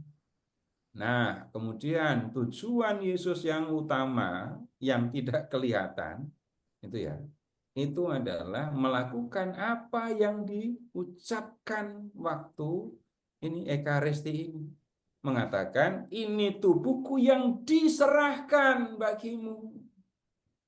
Ini darahku yang ditumpahkan bagimu. Nah, itu yang terjadi di hari berikutnya, keesokan harinya. Itu tujuan Yesus. Walaupun hanya Yesus yang tahu ya. Kenapa kok begitu? Bapak Ibu, yang mau menangkap Yesus itu kenal Yesus apa enggak? Tidak. Kenapa mengatakan tidak kenal? Karena masih bertanya, kami mencari Yesus, orang Nazaret. Nah, kalau di Injil Yohanes kita menemukan siapa yang kamu cari gitu ya. Tapi kalau di Injil yang lain, Human Yudas, Pak. kita ketemu Yudas. Apa yang dilakukan Yudas? Mencium Yesus. Orang yang akan aku cium, itulah dia. Tangkaplah dia. Kalau yang lama, bawalah dengan selamat. Kalau yang baru terjemahnya, bawa dengan penjagaan yang ketat. Nah, kalau Yesus itu nggak dikenal oleh orang-orang yang menangkapnya, ngapain malam itu dia harus tinggal di Getsemani. Kalau tujuannya hanya untuk Paskahan, ya selesai Paskahan pulang, malam itu sangat berbahaya kan, itu malam jahanam itu lagi. Yang mau nangkep Yesus nggak kenal dengan Yesus. Penangkapannya malam-malam. Kalau malam itu, ini Yesus dari Yerusalem turun ke Yeriko, naik ke Betania, turun ke Yeriko, dan kemudian balik ke Galilea, nggak akan ketangkep. Tujuan Yesus pergi ke Yerusalem yang utama yaitu Anak Manusia datang bukan untuk dilayani, melainkan untuk melayani dan memberikan nyawanya sebagai tebusan bagi banyak orang. Begitu, Pak. Ya, baik Pak Seto, sangat jelas. Terima kasih. Bapak Ibu silakan jika masih ada satu pertanyaan lagi yang ingin dikonfirmasi. Sepertinya tidak ada Pak Seto, mungkin Oke. bisa dilanjut. Nah, sekarang kita akan lihat begini. Kalau di dalam Injil tadi ya, kita itu bisa menemukan ajaran Yesus tentang kerajaan Allah yang disampaikan dengan perumpamaan gitu ya. Kemudian kita juga menemukan Yesus yang mati di kayu salib dan penjelasan tentang apa yang sebenarnya dilakukannya. Nah, kemudian di dalam perjalanan memberitakan Injil, membentuk jemaat, membina jemaat, para rasul itu harus bertemu dengan jemaat yang menghadapi macam-macam masalah. Berbagai macam masalah. Masalahnya datang dari mana? Dari antara orang Yahudi, ya. Dari penduduk setempat, tempat jemaat itu ada, ya. Bahkan dari dalam jemaat sendiri ada. Ada jemaat yang tidak menghadapi masalah, ada. Ada jemaat yang penuh masalah, ada juga. Bapak Ibu membaca surat Filipi, itu Bapak Ibu akan ketemu dengan suasana yang menyenangkan. Nggak ada konflik, nggak ada masalah. Membaca 1 Tesalonika, kita akan menemukan jemaatnya dahsyat, hebat itu. Mereka cuma menghadapi pertanyaan, bagaimana dengan saudara-saudara yang meninggal ketika Tuhan datang. Nah, surat-surat Bapak Ibu itu ditulis untuk terutama ya menanggapi persoalan yang dihadapi oleh jemaat. Dan persoalan-persoalan itu melatar belakangi penulisan surat. Kalau nggak ada masalah, nggak perlu ada surat. Terutama kalau membaca surat Paulus. Itu isinya hampir semuanya ya masalah. Dan Bapak Ibu kalau mau jujur, Bapak Ibu periksa, Bapak Ibu bisa menjadi sepintar ini menghadapi kehidupan, itu kan karena selama hidup menghadapi banyak masalah kan ya. Kalau Bapak Ibu nggak pernah ketemu masalah, memang bisa jadi pintar. Nggak mungkin. Kalau nggak pernah menghadapi masalah, itu minta maaf, otak mahal sekali itu pasti. Jarang kepake, secondnya mahal. Itu kalau selama hidup nggak pernah menghadapi masalah. Tapi karena menghadapi masalah, kita hadapi, karena ketemu masalah lain kita hadapi, makin lama makin pandai, makin bijaksana, begitu kan. Kalau jemaat itu nggak menghadapi masalah, Paulus nggak akan nulis surat. Nah, kemudian kita ambil beberapa hal yang berkaitan dengan ini ya, isi surat-surat Paulus dan surat-surat yang lain. Ambil contoh, ini masalah datang dari orang Yahudi yang menjadi percaya kepada Yesus. Jadi begini, ambil contoh, ini surat Galatia ya. Jadi orang-orang Galatia itu sudah menjadi percaya kepada Yesus. Paulus sudah pergi ke Galatia, memberitakan Injil di Galatia, membentuk jemaat-jemaat di wilayah itu. Galatia bukan kota, wilayah. Kemudian, Bapak Ibu silahkan mengingat begini. Di antara para pengikut Yesus yang awal, itu kan semuanya orang Yahudi.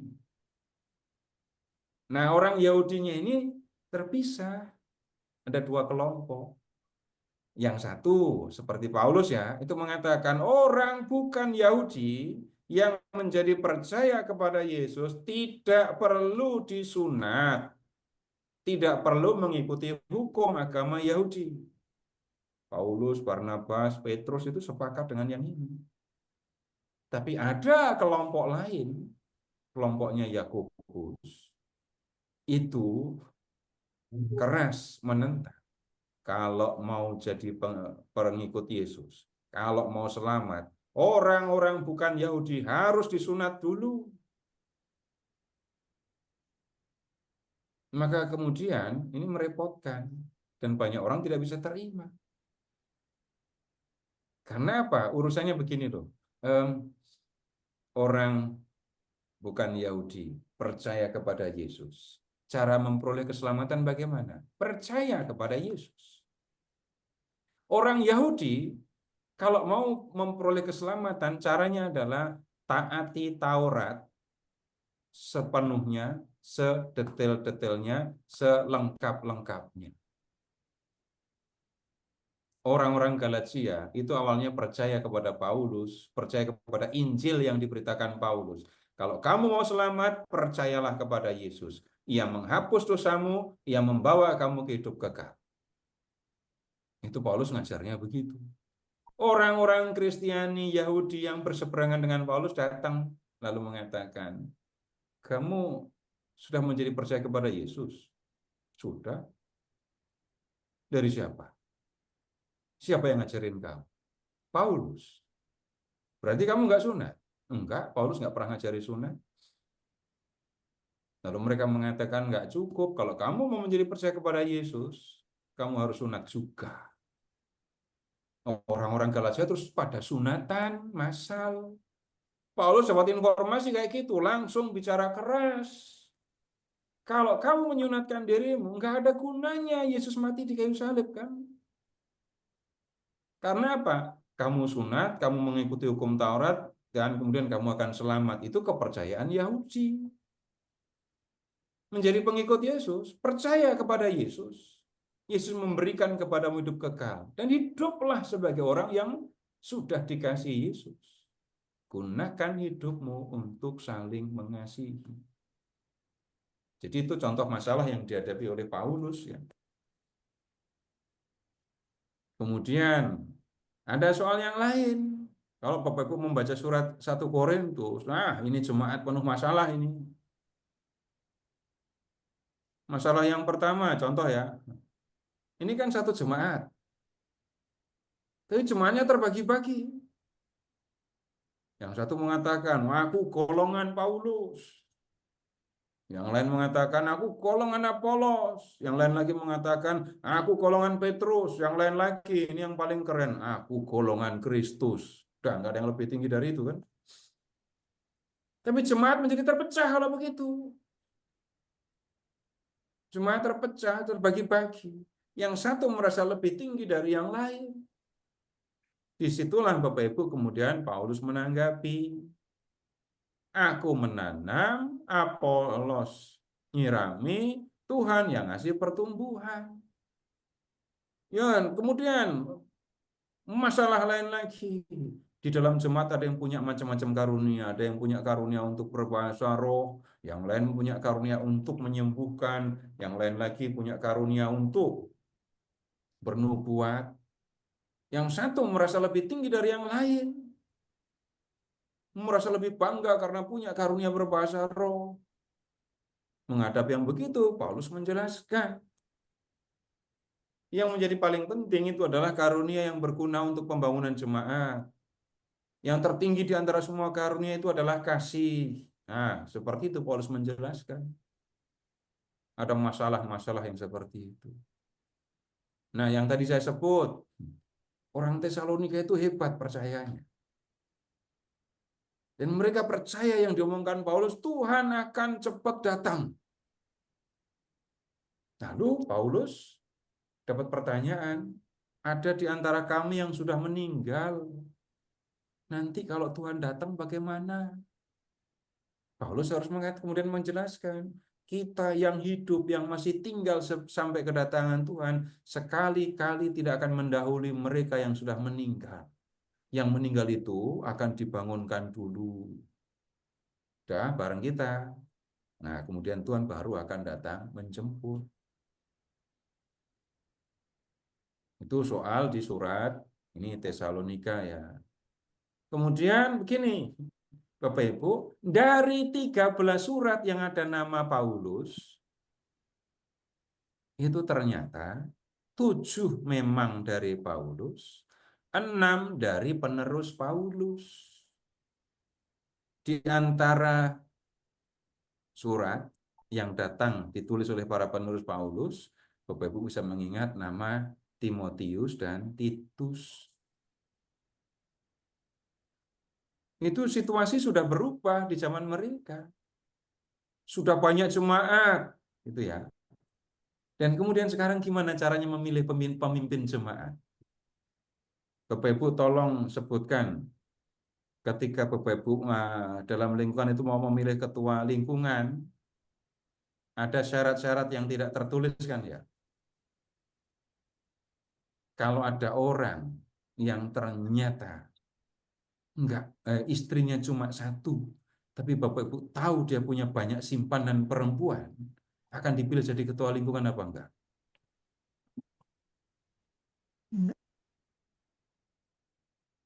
Enggak akan dipilih. Enggak. Misalnya yang lain lagi, tapi yang ini agak jahat, yang ini agak jahat. Bapak Ibu ada orang ini baik-baik sih sebenarnya orangnya orang baik gitu. Tapi anaknya narkoba, dua-duanya narkoba. Yang lain lagi sebenarnya dia orang baik. Tapi anaknya itu dua-duanya hamil di luar perkawinan, hamil biarpun nggak punya istri. Orang akan pilih jadi ketua lingkungan apa enggak? Itu syarat yang tidak tertulis, tapi nyatanya ada. Nah, surat kepada Timotius dan Titus itu memberikan penjelasan tentang hal seperti itu. Nanti akan ketemu jabatan-jabatan, ada penilik jemaat, ada penatua, ada diaken. Mereka orang-orang yang terlibat di dalam pengurusan jemaat. Untuk memilih mereka, siapa yang layak. Nah di surat itu diberikan keterangan. Siapa saja, suami dari satu istri bisa mendidik anak-anaknya. Gitu. Kalau ngurus keluarganya aja nggak bener, gimana ngurus jemaat? Nah, surat-surat Timotius dan Titus itu memperhatikan hal yang seperti itu. Kemudian ada surat Ibrani. Para pengikut Yesus yang awal itu adalah orang-orang Yahudi. Kebanggaan orang Yahudi waktu itu adalah bait Allah, imam besar, kemudian hari raya pendamaian. Tapi orang-orang Yahudi yang sudah percaya kepada Yesus nggak boleh lagi ke bait Allah. Nggak bisa lagi mengikuti ibadah di bait Allah. Surat Ibrani mau menunjukkan. Siapa bilang kita nggak punya imam besar? Imam besar kita malah istimewa loh ya. Imam besar yang lain itu punya salah semua, punya dosa semua. Maka tiap tahun mereka harus mempersembahkan korban untuk menghapus dosanya sendiri. Surat Ibrani menunjukkan imam besar yang kita punya itu nggak pernah salah. Dia mempersembahkan korban, tapi bukan untuk menghapus dosanya sendiri. Korbannya juga beda. Imam besar di Perjanjian Lama itu mempersembahkan korbannya sapi. Imam besar yang kita punya itu mempersembahkan diri sebagai korban. Imam besar di Perjanjian Lama, imam besar Yahudi itu mempersembahkan korban tiap tahun. Imam besar yang kita punya mempersembahkan korban satu kali, tapi dampaknya untuk segala zaman. Nah, itu surat Ibrani memberikan keterangan tentang hal itu. Kemudian kita ketemu yang lain lagi, ambil contoh kalau mau membaca ini surat 2 Petrus gitu ya. Katanya Tuhan itu akan cepat datang seperti di surat Tesalonika. Tuhan kok enggak datang-datang? Orang-orang datang, ini mengejek. Katanya Tuhan akan cepat datang. Mana sampai sekarang Tuhan nggak pernah datang. Katanya kalau Tuhan datang nanti, hari jadi gelap, matahari nggak bersinar lagi. Ini situasi sama saja. Lalu 2 Petrus memberikan keterangan. Ya, mereka mengejek. Tapi kemudian ingat ya, di hadapan Tuhan itu tidak ada urusan waktu. Karena di hadapan Tuhan itu 1 hari sama dengan 1000 tahun, 1000 tahun sama dengan 1 hari. Kalau Tuhan tampaknya lambat memenuhi janjinya, itu bukan karena Tuhan lupa, bukan karena Tuhan tidak kuasa, tapi Tuhan memberikan kesempatan kepada manusia untuk memperbaiki diri. Kemudian kasus yang lain lagi, Bapak Ibu, ini kalau membaca kitab Wahyu ya, ini sebenarnya kitab Wahyu itu juga menghadapi situasi bagaimana orang harus hidup sebagai pengikut Yesus dalam situasi yang sulit, yaitu penganiayaan. Jadi kalau membaca kitab Wahyu, Bapak Ibu, kalau Bapak Ibu membaca kitab Wahyu dan menjadi takut, berarti ada yang salah. Orang kalau membaca kitab Wahyu harusnya senang, bukan takut. Kenapa? Kalau membaca kitab Wahyu, kita menemukan jemaat menghadapi penganiayaan. Dan penganiayaan itu membuat ada anggota jemaat yang mati, dibunuh. Ya. Tapi kemudian, kamu jangan lupa, hidupmu di dunia memang berakhir dengan kematian. Tapi mereka yang setia kepada Yesus sampai mati, akan hidup bersama dengan Yesus di dalam Yerusalem surgawi, di Yerusalem yang baru. Kota yang besar sekaligus indah. Pondasi kotanya dibuat dari batu mulia, tembok kotanya dibuat dari batu mulia, bangunan yang ada di dalamnya dibuat dari emas. Kota itu terang benderang, aman, sejahtera. Yang percaya kepada Yesus sampai dengan kematiannya, percayalah, kamu akan masuk ke sana. Dan kalau sudah masuk sampai ke sana, tidak akan ada lagi penderitaan, tidak ada orang susah, tidak ada yang mati. Nah, Bapak Ibu, surat-surat di Perjanjian Baru dan juga kitab Wahyu, itu isinya adalah nasihat supaya anggota-anggota jemaat bisa hidup benar, bisa hidup seperti yang dikehendaki oleh Allah. Dalam macam-macam situasi, dengan menghadapi macam-macam persoalan, dari orang Yahudi, dari penduduk setempat, dari pemerintah, itu kitab Wahyu. Dari dalam jemaat, pengajar-pengajar palsu, di 2 Tesalonika misalnya, tapi nggak saya sebut tadi. Ini hanya untuk menunjukkan Bapak Ibu, isi dari Injil itu kisah tentang Yesus, ajaran Yesus. Kemudian kisah para rasul, isinya adalah pemberitaan tentang Yesus, pembentukan jemaat, pembinaan jemaat di banyak kota. Surat-surat dan kitab Wahyu isinya nasihat, pengajaran untuk jemaat dalam berbagai situasi yang mereka hadapi. Nah, ini Bapak Ibu ringkasan dari Perjanjian Baru. Kalau ada yang belum terang, silahkan disampaikan. Pak Ferry, silahkan.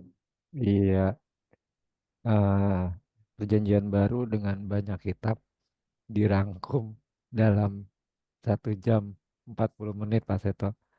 Mari Bapak Ibu, silakan jika ada yang ingin ditanyakan atau diperjelas lagi tentang isi Perjanjian Baru dari Injil, 4 Injil, lalu kemudian kisah para rasul, surat-surat Paulus, surat Petrus, dan terakhir kitab Wahyu. Saya tanya Pak Ferry. Silakan Pak Sugi. Pak Seto, waktu Yesus datang itu kan akan merayakan Paskah, ya? Waktu Yesus ke Yerusalem itu, ya. Ya, Pengertian Paskah pada saat itu dengan saat ini bagaimana ya Pak Seto, ya? Untuk lebih jelasnya.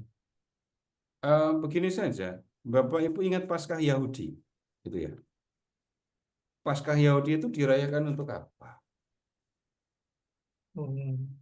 Nah, sekarang Bapak buka kitab Keluaran, Pak.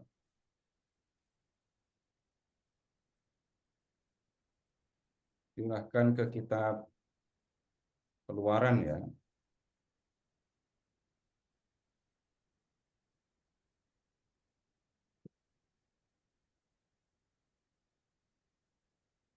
Iya.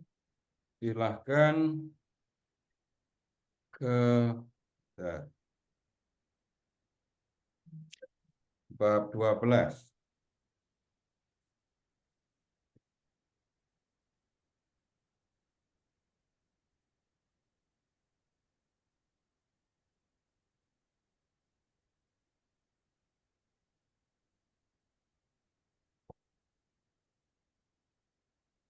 Di bab 11 itu kita ketemu berita tentang Tuhan yang akan membunuh semua anak sulung Mesir.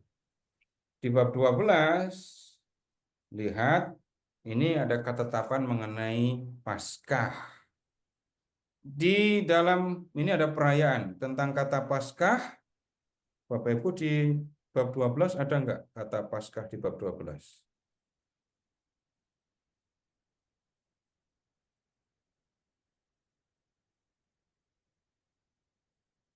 Lihat 43 saja.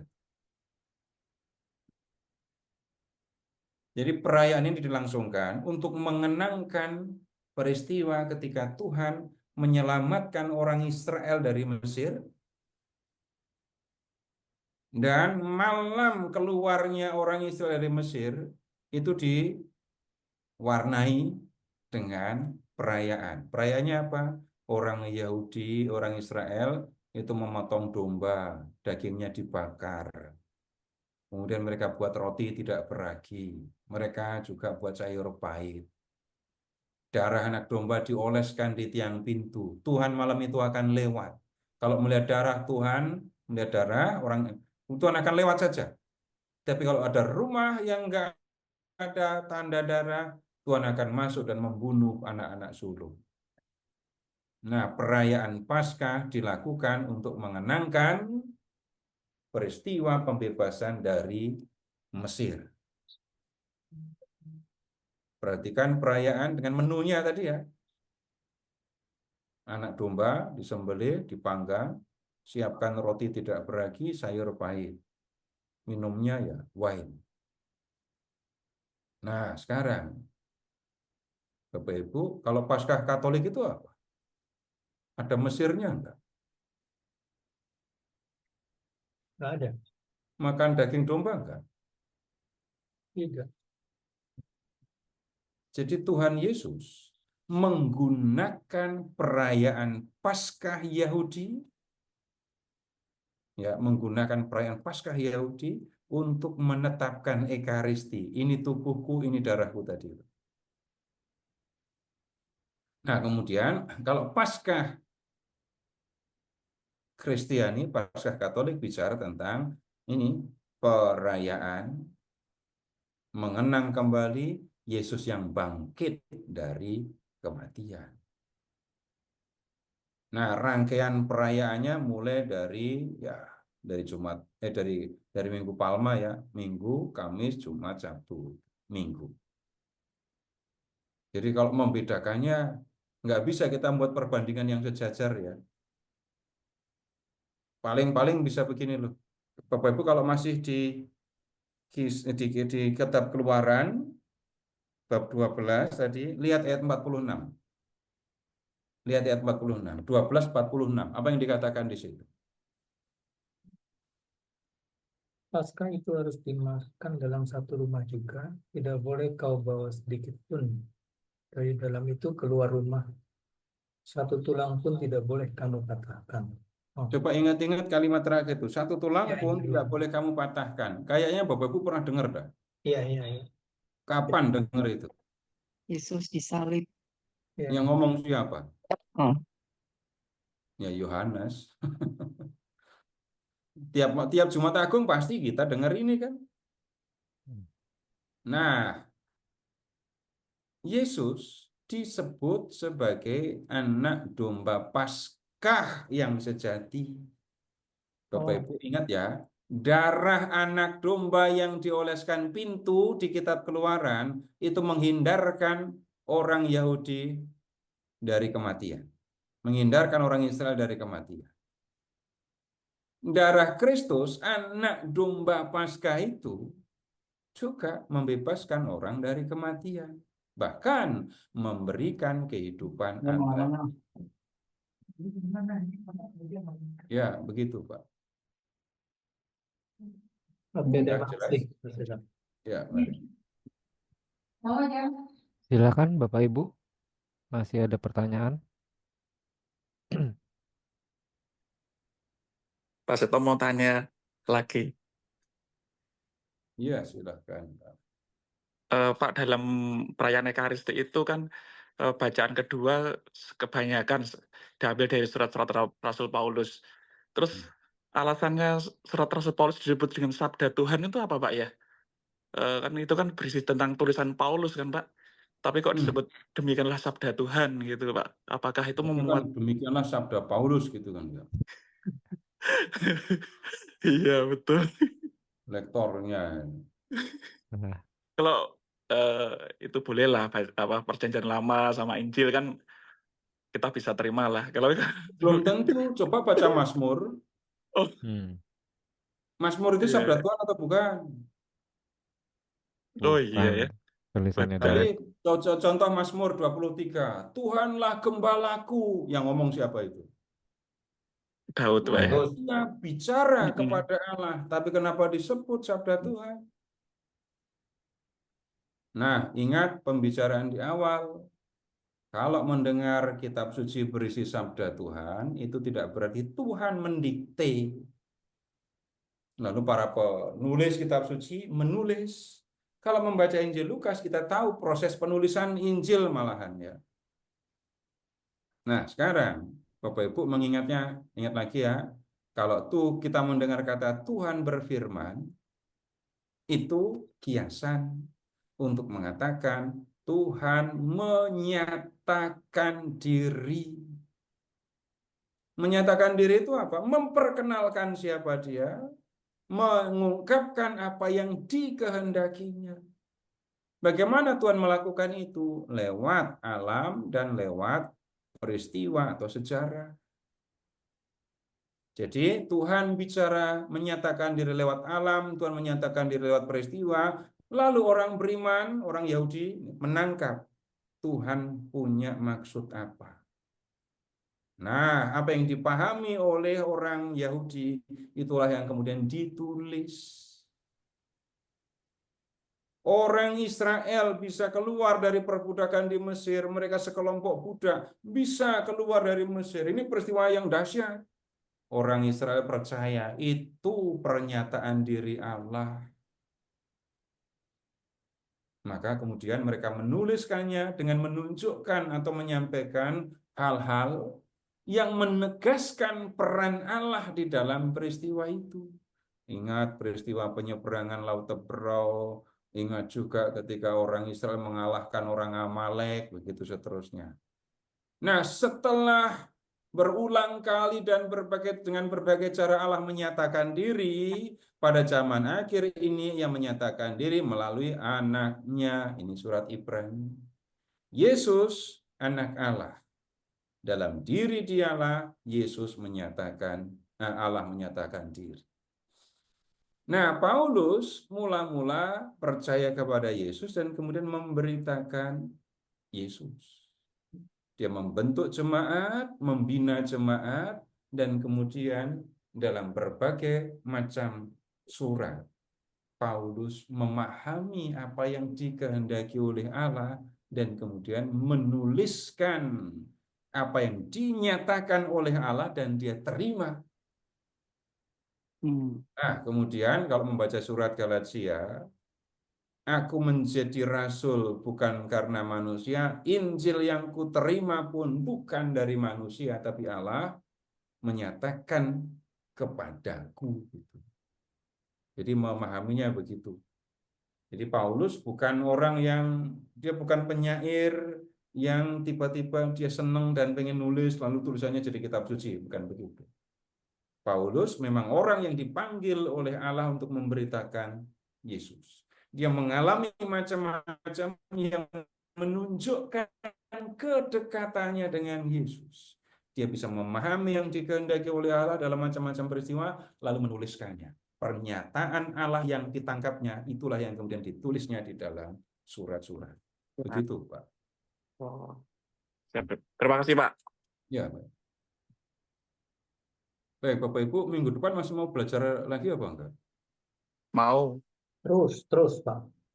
Nah, yang minggu depan khusus Bapak Ibu tolong siapkan pertanyaan-pertanyaan. Saya 2 jam akan jawab pertanyaan Anda. Oh. Siapkan pertanyaan yang urusannya dengan Alkitab ya. Yang Oke. urusan keuangan nggak usah nanya saya kalau itu. Jadi siapkan pertanyaan yang berkaitan dengan Alkitab. Ya. Semua pertanyaan yang berkaitan dengan Alkitab boleh ditanyakan. 2 jam saya siapkan untuk hanya menjawab pertanyaan. Kalau perlu 2 jam Bapak Ibu nanya, jadi 2 jam pertanyaan semua terus 2 penutup juga nggak apa-apa. Gimana Bapak Ibu yang gini, pertanyaan boleh gimana Pak Ferry baiknya? Tanya langsung atau taruh di grup?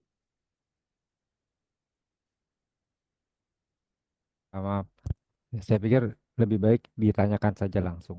Langsung saja ya? Iya. Ya, jadi boleh Bapak Ibu siapkan pertanyaan.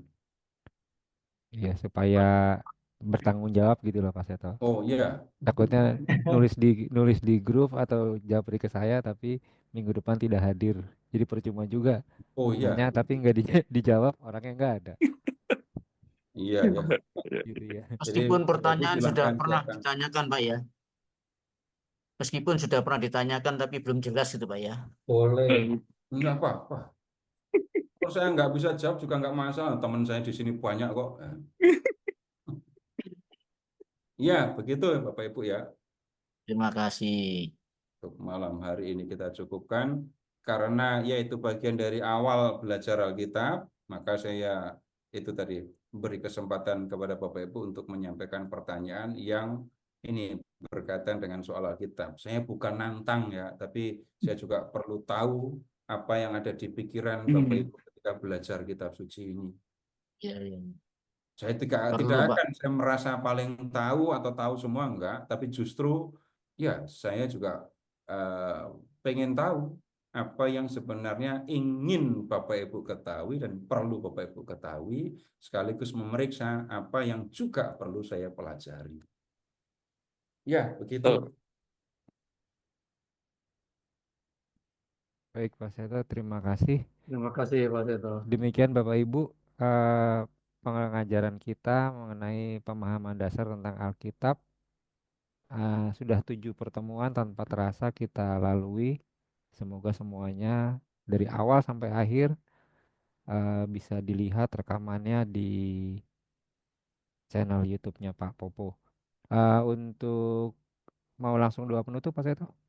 Ya, sudah waktunya Ya. kita berdoa. Ya, baik. Mari Bapak Ibu kita berdoa dalam nama Bapa dan Putra dan Roh Kudus. Amin. Terpujilah Engkau ya Bapa yang telah menciptakan kami, mengasihi kami, dan menuntun kami dengan firman. Kami bersyukur kepadamu karena Engkau telah memberikan kesempatan kepada kami untuk mengikuti Yesus Putramu dan untuk mendengarkan firman-Nya yang telah diwariskan kepada kami. Bapa yang Maha Kasih, kami mohon kepadamu, bantulah saudara-saudara kami